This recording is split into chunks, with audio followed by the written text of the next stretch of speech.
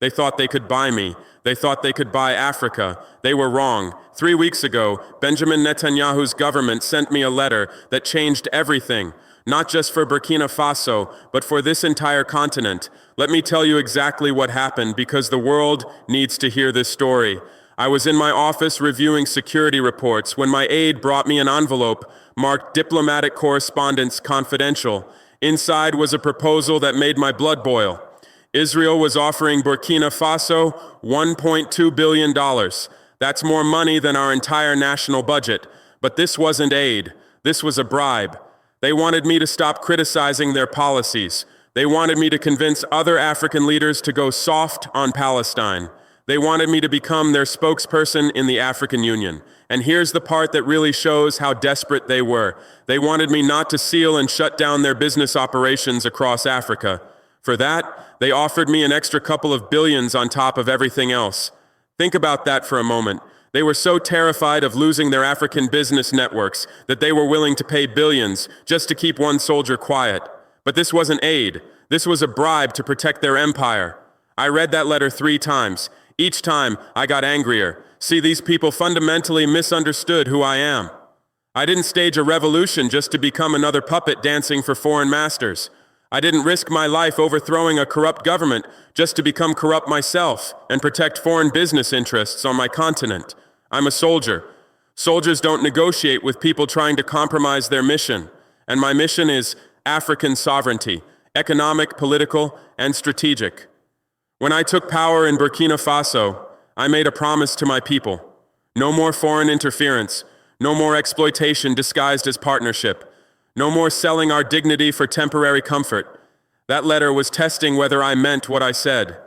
The letter came through diplomatic pouches, but the real message was delivered through intermediaries. High-ranking officials from neighboring countries, supposedly friendly advisors, all suggesting I consider the practical benefits of this arrangement. They painted pictures of transformed infrastructure, modern hospitals, upgraded military equipment. They talked about Burkina Faso becoming a regional powerhouse, a model for African development. But every conversation ended the same way. Just tone down the anti-Israeli rhetoric. That's when I realized this wasn't just about one letter. This was a coordinated campaign. They had been watching me, studying me, building a profile of what they thought would make me compromise. They calculated wrong, so I did something they never expected. I called a press conference and read their letter on live television, word for word, including their desperate plea to protect their business operations. You should have seen their faces when that news reached Tel Aviv. Complete panic, because suddenly their secret diplomatic strategy and their business protection scheme was front-page news across Africa. But I wasn't done, not even close. Standing at that podium, I looked directly into the camera and said what needed to be said. They believe our dignity has a price tag. They think African leaders are for sale in a global marketplace. They think they can pay us to protect their business interests while they exploit our people. Today, we prove them wrong. I held up that letter for everyone to see. This document represents everything wrong with how the world sees Africa. They see us as a market, not as people. They see our leaders as employees, not as representatives of sovereign nations. The silence in that room was deafening. Journalists who had covered African politics for decades later told me they had never seen anything like it. A leader voluntarily exposing an offer of billions of dollars. That moment changed everything. Within hours, Africa Not for Sale was trending in 14 countries. But this wasn't just social media noise. This was a continental awakening. Mali reviewed every Israeli contract. Niger recalled their ambassador from Tel Aviv. Chad suspended diplomatic talks. Ghana's president, who never takes sides, publicly supported our position. South Africa called our response a masterclass in dignified leadership. But here's what really scared them.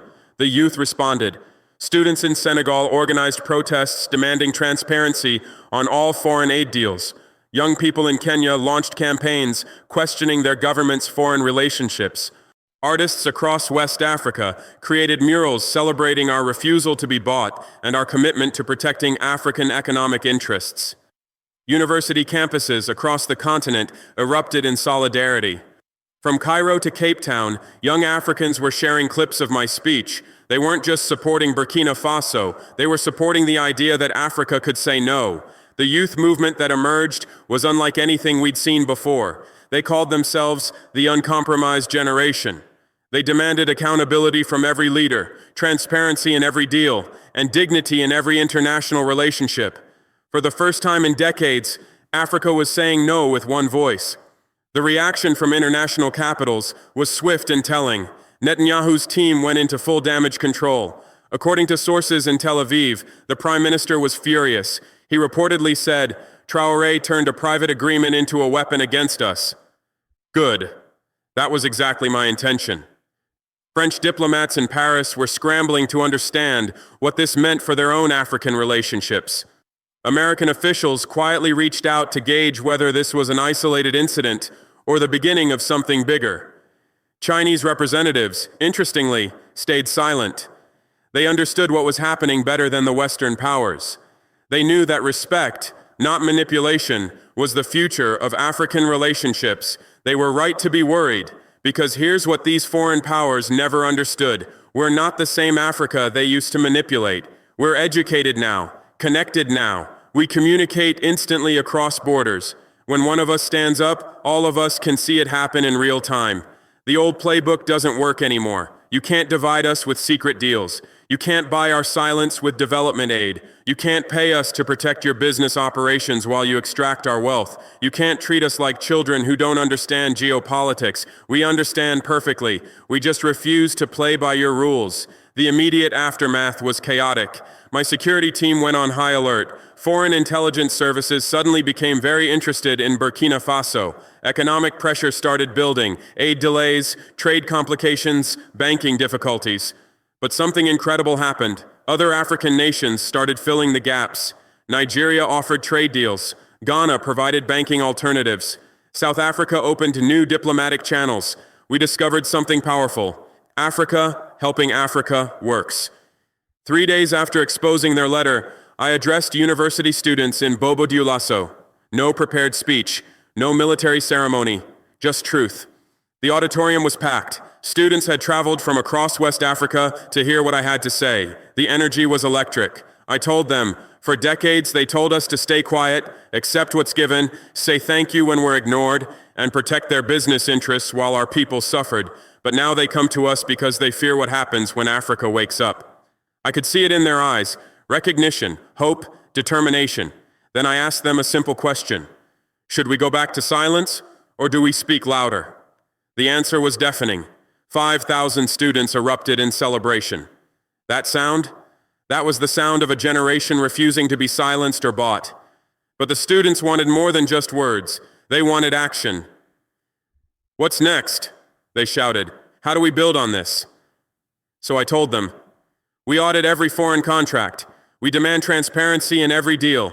We build our own economic networks. We trade with each other first, the world second.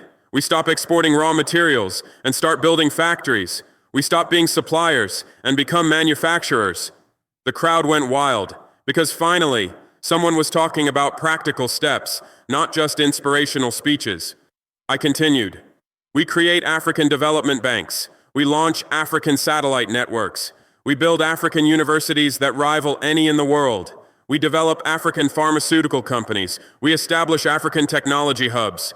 Each point brought louder applause. These young people understood that real independence meant economic independence. Since then, everything has changed. Every backroom deal now risks exposure. Every shady offer could be televised tomorrow. Every attempt to divide Africa just unifies us faster than they expected.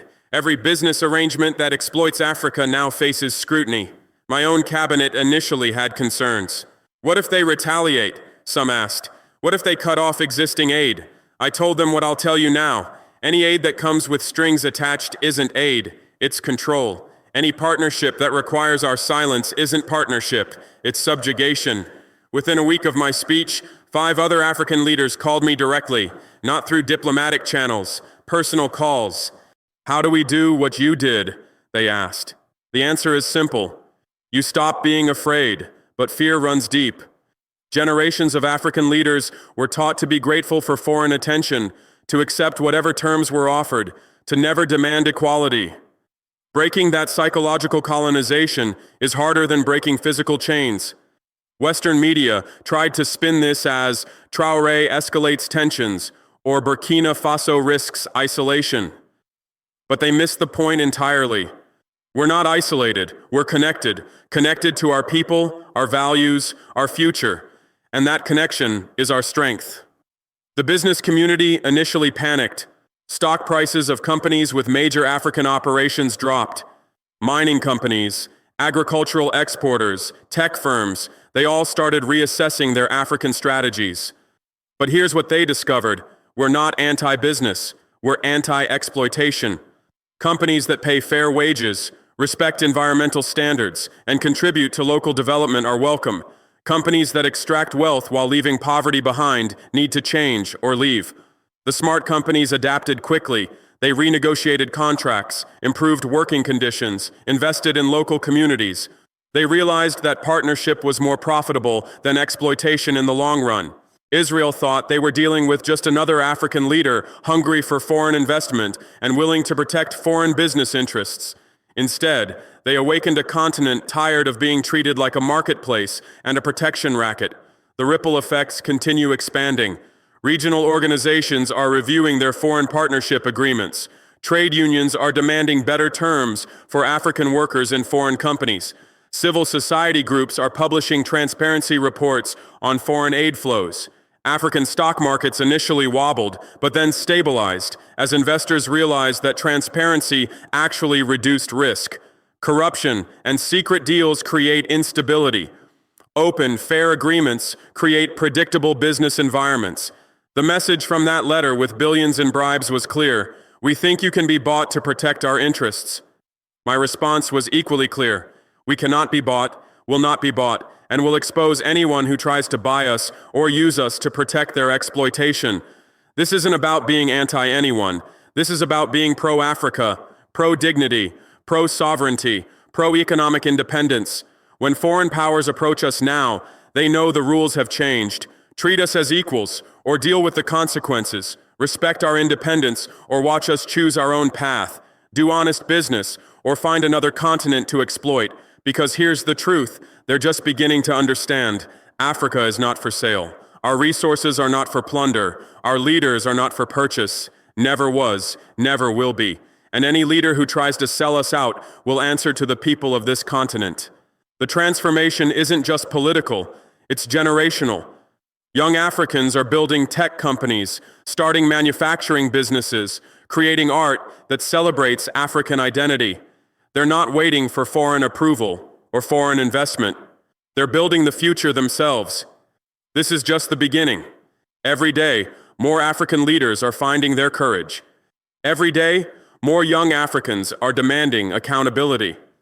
Every day, this continent grows stronger and more economically independent. They wanted to buy one president to protect their empire. Instead, they awakened 1.4 billion Africans to take control of their own destiny.